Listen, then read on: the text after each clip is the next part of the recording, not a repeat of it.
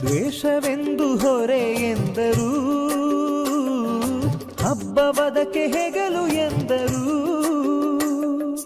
ಎರಡು ಮುಖದ ನಮ್ಮ ಜನುಮದ ವೇಷಾವಳಿ, ತೆಗೆದು ಹಾಲ್ ಬೆಳಕ ಕುಡಿಯುವುದೇ ದೀಪಾವಳಿ.